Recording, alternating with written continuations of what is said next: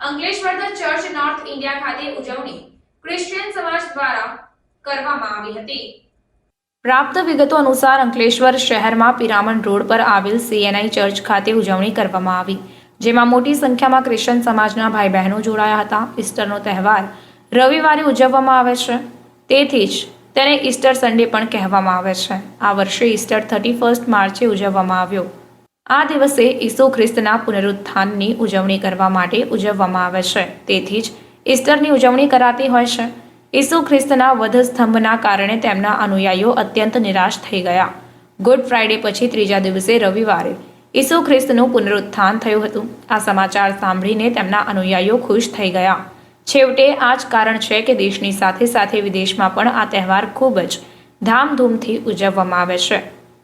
ખ્રિસ્તી ધર્મ ગ્રંથો અનુસાર ઈસુના પુનરુત્થાન પછી ઈસુ ખ્રિસ્ત પૃથ્વી પર 40 દિવસ સુધી રહ્યા। આ દરમિયાન તેમણે લોકો સમક્ષ પોતાના વિચારો વ્યક્ત કર્યા। ઈસ્ટરના તહેવાર પર ઈંડાનું વિશેષ મહત્વ હોય છે।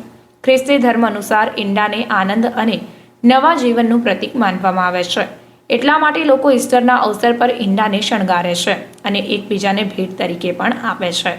આ ઉજવણી દરમિયાન અમદાવાદ ડાયાલિસિસ ગુજરાતના સંજીવ ક્રિશ્ચિયન તેમજ અંકલેશ્વર ચર્ચા રેવનર રમેશ કટારા દ્વારા પ્રભુ વચનો આપવામાં આવ્યા હતા।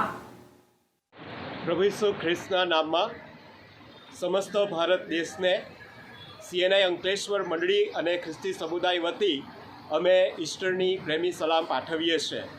પ્રભુ ઈસુ ખ્રિસ્ત કે જે સર્વ બંધનો તોડીને જે વિજયવંત રીતે સજીવન થયેલા છે, એ પ્રભુ ઈસુ ખ્રિસ્તના જીવન, સેવા કાર્ય અને તેમના મરણને અમે ઉજવતા, આ પુનરુત્થાનના દિનને પણ અમે ઉજવતા આનંદ અનુભવીએ છીએ અને ઈશ્વરનો મહિમા કરતા ભારત દેશને માટે અમે પ્રાર્થના અને શુભેચ્છા પાઠવીએ છીએ